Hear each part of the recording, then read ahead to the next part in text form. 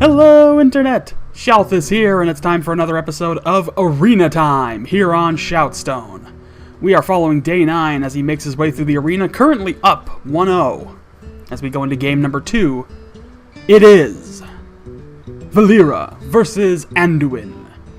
Day9 playing the part of Valeera, the rogue.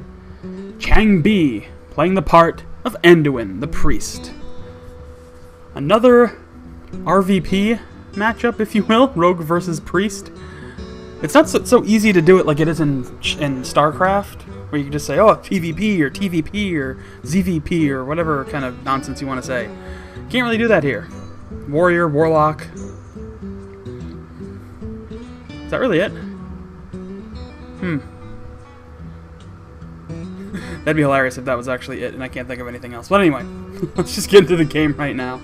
Shield Bearer coming out for our priest player. It's always an interesting opening turn, and it works in some cases. You know, it works really well because it puts a 4 health minion out on the field that has to be taken out. So it puts the pressure on your opponent to have to burn cards or burn attack chances to take out a 4 damage minion or a 4 health minion, because you just need to get that out of the way so you can actually start doing some real damage or taking out some more important minions. So it can be kind of annoying, really. You know, it's certainly not a late game tide turner, but it's a great way to put something out there so you can build up behind it and not have to risk things being taken out too abruptly. It doesn't work all the time, you know. Against spellcasters you're probably not going to get much out of it, but here's a quick example. The only damaging minion out there is probably going to be killed by this backstab. Shunk. There it goes. And Day9's going to weapon up, and I guess start picking away at that shield bearer and get its health down. So, things starting off a little slowly, no real advantage either way. Day9 having to burn 1 card, but he took out a minion that could actually deal damage. And, you know, that's where taunt, while nice, is not really the game-changing mechanic that a lot of people initially thought it was. Like, you see a lot of decks out there that are just full taunt, and yeah, you're going to take out pretty average players with that, like me, because I'm probably not good enough to counter it.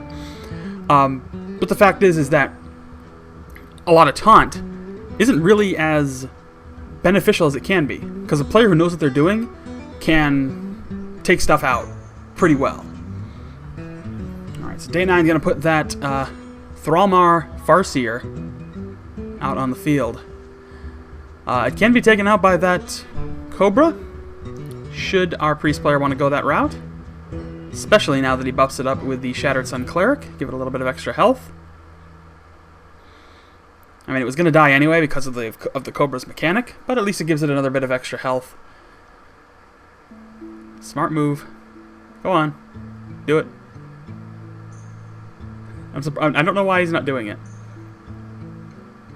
It's only going to eat. He's not going to attack at all. Interesting. That could be a mistake, because now that shield bearer can go down to the first swing of that Farseer, and the Cobra can be taken out by the Farseer and backstab. So now he's going to lose 2 minions where he could have only lost none, really. Instead, Day9's just going to attack the hero instead. That's a fine option. He's going to coin out an Assassin's Blade and play that backstab and lose it anyway. So now Day9's got a weapon in play. That Thrallmar Farseer is still alive. 2 minions are dead.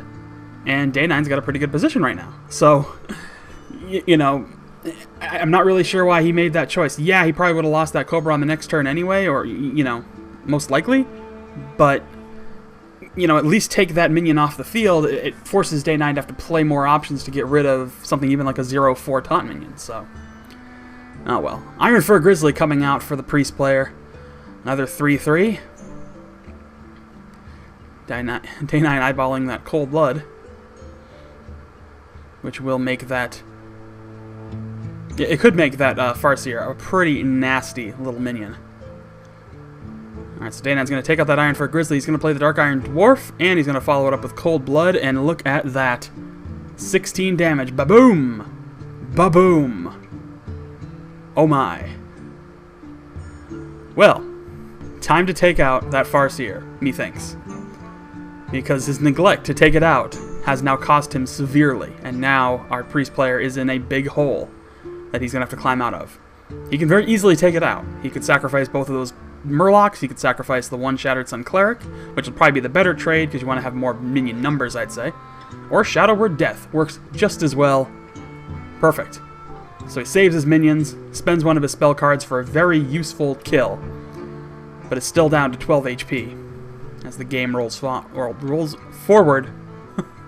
Ugh, words are hard. Alright, playing Power Word Shield on that Shattered Sun Cleric makes it a 3-5. Would be enough to do a little bit of damage. Yeah, but he's going to burn Murloc to take it out, and a quick couple of points of damage, I'm assuming, to Day9 here. Oh, Day9 going to heal it back up. Or, I'm sorry, the Priest player going to heal it back up. And there we have it. Alright, so it's going to take out the Shattered Sun Cleric. It's dead.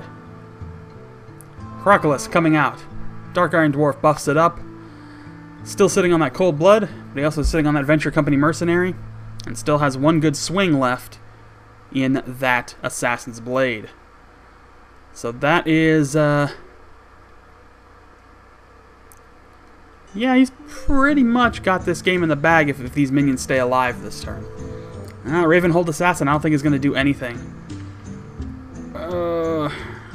It's a nice attempt, but this is GG right here, ladies and gentlemen. This is it. Game over. He's not even going to waste the combo because he doesn't need to.